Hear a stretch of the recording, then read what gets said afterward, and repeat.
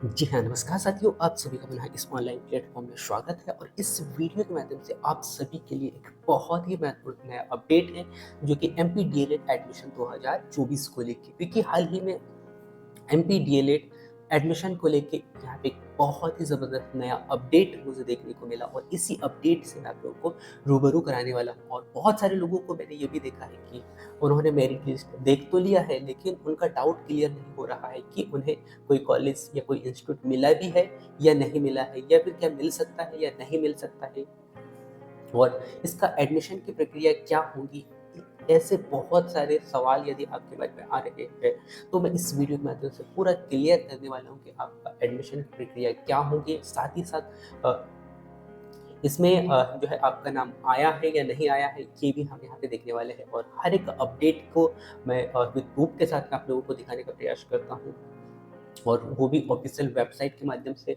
सो ऐसे ही इस वीडियो के माध्यम से मैं पूरा डिटेल से आप लोगों को जानकारी देने वाला हूँ। ठीक है, सो मैं लेके चलता हूँ अब ऑफिशियल वेबसाइट की ओर, और ये एक नया अपडेट जो कि आपको वेबसाइट पे देखने को मिलेगा। ठीक है, सो इसी अपडेट का हम काफ़ी बेसब्री से इंतज़ार कर रहे थे, और फाइनली यहाँ पे ये लिंक हमें देखने को मिला। और इसमें बहुत सारे जो यहाँ पे ऐड हुए हैं, जैसे कि यदि आपने रजिस्ट्रेशन किया है और चॉइस फिलिंग की जो प्रक्रिया पूर्ण कराया था, और उसका रिसिप्ट यदि यहाँ से डाउनलोड करना चाहते हो तो डाउनलोड कर सकते हैं, जो कि आपके पास में नहीं है उस स्थिति में। या फिर आप रिसेंट करना चाहते हो, जो भी पासवर्ड भूल गए हो, तो यहाँ से आप रिसेंट कर सकते हैं। ठीक है, इसके बाद में नेक्स्ट अगला जो मेरिट लिस्ट को लेकर काफ़ी लोगों का सवाल था, और यही फाइनली मेरिट लिस्ट यहाँ पे जारी कर दिया गया है।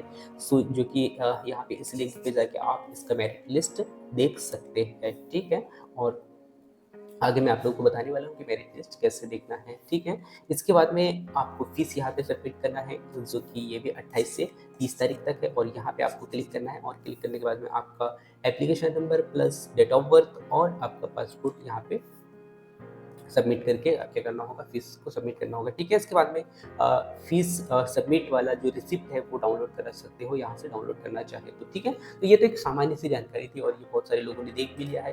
अब यहाँ पे सबसे बड़ा जो डाउट आप लोगों को आ रहा होगा, क्या मेरिट लिस्ट को लेके, जैसे कि आपको अपने यहाँ से मेरिट लिस्ट देखा होगा, और जिन्होंने नहीं देखा है उनको मैं बता दूँ, आपको क्या करना है, एमपी ऑनलाइन वाले वेबसाइट पे जाना है, और इस वेबसाइट पे आपको यहाँ पे आना है, और यहाँ पे आप देख पा रहे होंगे ऑनलाइन ही, यहाँ पे आप देख पा रहे होंगे RSK DLED CLC round college wise application merit, है ना।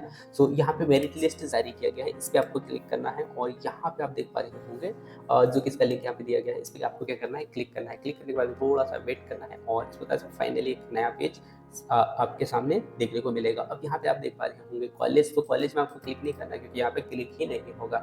सो कॉलेज के जस्ट सामने में आपको देखने को मिलेगा सिलेक्ट का, तो इस पर क्या करना है, आपको सिलेक्ट करना है। ठीक है, सिलेक्ट करने के बाद में आपको यहाँ पे क्या करना है, तो आपने जो इंस्टीट्यूट चॉइस फिलिंग कराया था, उस इंस्टीट्यूट का नाम आपको यहाँ पे देखना है, और उस नाम को देखने के बाद उस पर क्या करना है, क्लिक करना है। जैसे कि मैंने यहाँ पे ये इंस्टीट्यूट यहाँ पे क्लिक कर लिया है। ठीक है, इसके बाद में थोड़ा सा आपको वेट करना होगा, क्योंकि सर्वर का जो प्रॉब्लम है वो कहीं ना कहीं देखने को मिल सकता है, क्योंकि ये फाइनली मेरिट लिस्ट है, अभी कुछ समय पहले जो है वेबसाइट पे देखने को मिला है। ठीक है, सो थोड़ा सा वेट करते हैं हम, और यहाँ पे फाइनली मेरिट लिस्ट यहाँ पे शो हो जाएगा, है ना।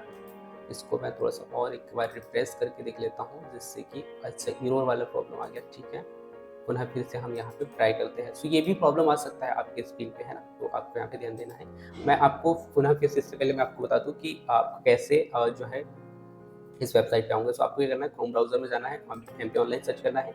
इसके बाद में आपको क्या करना है, नागरिक सेवा पे क्लिक करना है, और ये पूरा प्रोसेस मैंने इससे पहले जो वीडियो अपलोड किया था उसमें बता दिया था। ठीक है, सो वो आप देख लीजिएगा, नहीं देखा तो, या फिर इसी में बता देता हूँ मैं। सो इसमें क्या करना है, नागरिक सेवा में जाना है, और काउंसलिंग पे क्लिक करना है। ठीक है, काउंसलिंग पे क्लिक करने के बाद में आपको यहाँ पे डीएड वाला ऑप्शन पे आना है, और डीएड काउंसलिंग पे क्लिक करना होगा। डीएड काउंसलिंग पे जब आप क्लिक करोगे तो यहाँ पे सिलेक्ट करना होगा आपको डीएड काउंसलिंग। ठीक है, इस पे डीएड काउंसलिंग पे क्लिक करोगे तो इस प्रकार से वही पेज आपको देखने को मिलेगा जो इससे पहले आपने देखा था। ठीक है, सो यहाँ पे आपको क्या करना है, मेरिट लिस्ट हम यहाँ पे देख रहे थे, है ना। सो इस पे क्लिक करना है मेरिट लिस्ट पे, जैसे कि मैंने आपको स्टार्टिंग बताया था। और यहाँ पे हम क्या करेंगे, अब कोई भी कॉलेज सिलेक्ट कर लेते हैं जो आपने चॉइस फिलिंग कराते समय देखा था। अब यहाँ पे बहुत सारे कॉलेज हैं, इनमें आपको सिलेक्ट करना होगा। सिलेक्ट मीन्स यानी कि आपको देखना होगा कि आपने किस किस कॉलेज के लिए अप्लाई किया था, ठीक है।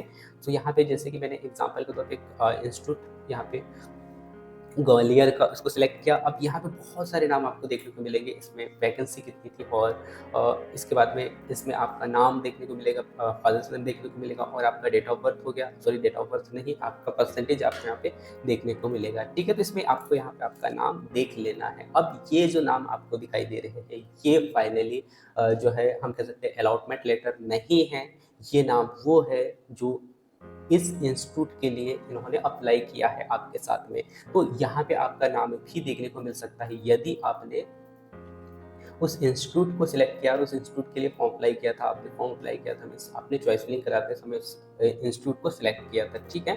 तो ये देखना है। अब यहाँ पे जैसे देखो, यहाँ पे कितने 7 पोस्ट है और 7 पोस्ट है इसमें टोटल माना कि, तो इसमें आपको ये देखना है कि आपका रैंक कितना आ रहा है। यदि आपका रैंक 7 से बहुत पीछे है, यानी कि मैं कह सकता हूँ कि 10 से 15 है, 20 है, या फिर बहुत सारे लोगों को बहुत पीछे है, 100+ है, तो हम यही नहीं कह सकते कि यहाँ पे आपका नाम आ ही जाएगा, है ना। तो चांसेस उनका है, यदि 7 पोस्ट है और 7वें नंबर से पहले आ रहे हैं, जिनका रैंक 7 से पहले है, यानी कि 1 2 3 4 5 6 7 तक, तो उनका चांसेस है कि उनको एडमिशन मिल सकता है। या फिर हम ये कह सकते हैं कि 7 8 9 यानी कि 7 8 के करीब करीब में है, ठीक है।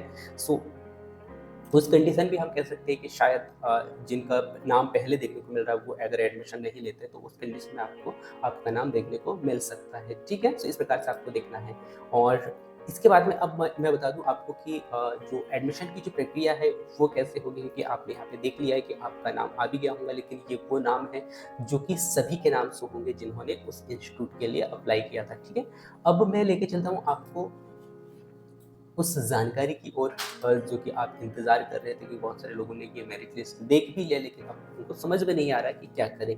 तो आपने इसको ऑफिशियल वेबसाइट में विजिट किया होगा, इसको पूरा डिटेल से जानकारी देखने का प्रयास किया होगा, तो ये देखने को मिला होगा, या फिर बहुत सारे लोगों ने तो देखा भी नहीं होगा, है ना। अब ये भी बता दूंगा कि मैं ये जो जानकारी कहाँ से बता रहा हूँ, ये ऑफिशियल वेबसाइट के माध्यम से ही मिला है। और ये जो छोटी छोटी जानकारियाँ होती हैं जो कि हम देखते नहीं हैं और इधर उधर भटकते हैं ना, ये आपको देखते आना चाहिए।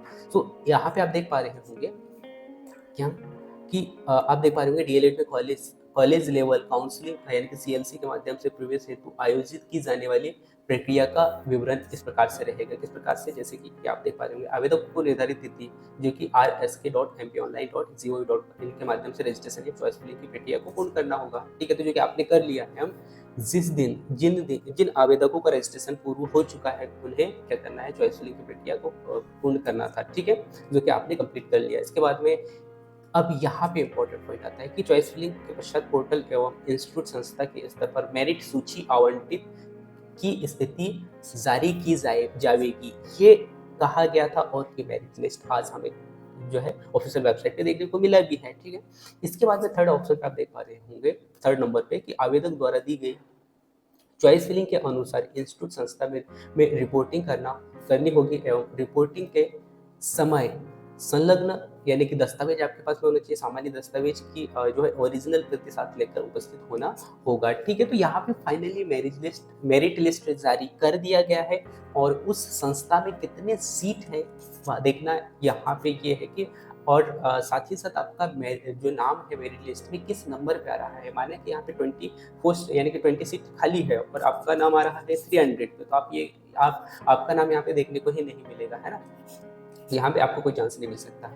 तो ये आपको यहाँ पे ये देखना है। और इस बार जो है फाइनली कॉल लेटर यहाँ पे जारी नहीं किया गया है, मेरिट लिस्ट ही जारी किया गया है और इसी आधार पर आपका जो है एडमिशन यहाँ पे होने वाला है और वो पता चलेगा कि उस इंस्टीट्यूट में कितने रिक्त सीट खाली है, ठीक है। और इसके बाद में ये आप देख सकते हो, और ये ऑफिशियल वेबसाइट के बाद ऑफिशियल वेबसाइट पे जाके आप एक बार पूरा चेक कर लीजिएगा, जिससे कि आपको और भी अच्छा से देखने को मिल सकता है, ठीक है। शासकीय संस्थाओं हेतु क्या कहा गया है, अशासकीय संस्थाओं यानी कि जो प्राइवेट कॉलेज है, जो डाइट नहीं है, उनके लिए क्या क्या कहा गया। इंस्टीट्यूट आवेदक को किस समस्त दस्तावेज का वेरिफिकेशन करेंगे और वेरिफिकेशन नहीं पाए जाने पर आवेदक को एडमिशन कंफर्म करने करके सीट आवंटित कर दी जाएगी, ठीक है भाई। इसके पश्चात आवेदक को अलॉटमेंट एवं एडमिशन की रसीद प्रदान की जाएगी और यहाँ आवेदक का वेरिफिकेशन, यदि आवेदक का वेरिफिकेशन गलत पाया जाता है तो आवेदन जो है रिजेक्ट भी किया जा सकता है। ठीक है, सेकंड इन्होंने कहा है कि प्रवेश प्रक्रिया जो है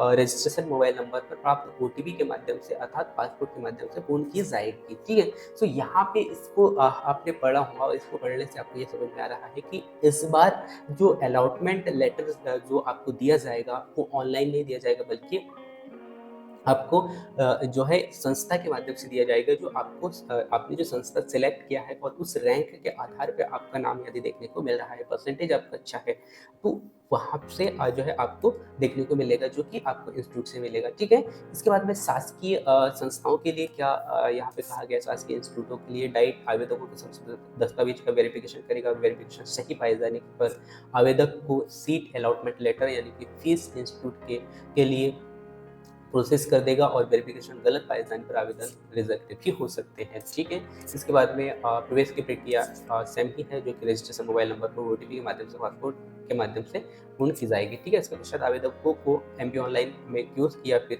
सिटीजन के माध्यम से ऑनलाइन फीस सबमिट करना होगा। इसके बाद में फीस भुगतान के बाद में सीट लॉक होगी और एडमिशन कंफर्म हो जाएगा। इसके बाद में शासकीय संस्थाओं में तो फीस का विवरण जो है rsk.mpionline.gov.in पर जाकर आप सबमिट कर सकते हैं। ठीक है, तो यही जानकारी था और ये जानकारी आप एक बार ऑफिशियल वेबसाइट में जाकर ज़रूर देखें, क्योंकि यदि आप इस वेबसाइट का जो जानकारी देखोगे तो आपका डाउट पूरा क्लियर हो जाएगा कि अलॉटमेंट लेटर आएगा नहीं आएगा, अलॉटमेंट लेटर कहाँ देखने को मिलेगा और कैसे आपको एडमिशन मिलेगा। एडमिशन की पूरी प्रक्रिया को लेके इन्होंने पहले एक नया अपडेट यहाँ पे दिया था और इसी अपडेट को मैंने यहाँ पे दिखाने का प्रयास किया और पूरा जो एडमिशन की जो प्रक्रिया है इसी आधार पे होने वाली है। ठीक है, और इसका पीडीएफ चाहे तो मैं इसी वीडियो के डिस्क्रिप्शन में डाल दूँगा, वहाँ से जाके आप देख सकते हैं, या फिर आपको मैं पुनः फिर से बता दूँ, जैसे कि मैंने स्टार्ट में ही बताया था आपको कि एमपी ऑनलाइन पे जाना है। एमपी ऑनलाइन पे जाने के बाद में नागरिक सेवा में जाना है, काउंसिलिंग पे क्लिक करना होगा। ठीक है, जैसे जैसे मैंने बताया था वैसे वैसे आप एक बार अच्छे से देख लीजिएगा। फिर भी आपको कोई डाउट रहता है तो आप कमेंट्स कर सकते हैं। वैसे मैंने यहाँ पे पूरा जानकारी आपको देने का प्रयास किया है और इस जानकारी के बारे में आपको कुछ भी डाउट नहीं रहने वाला कि एडमिशन की प्रक्रिया कैसे होगी और अलॉटमेंट लेटर नहीं आया तो क्या करें और अलॉटमेंट लेटर कहाँ से मिलेगा, ये पूरी जानकारी मैंने यहाँ पे बताने का प्रयास किया। ठीक है, सो मिलते हैं नेक्स्ट अगले अपडेट में, तब तक जय हिंद, वंदे मातरम।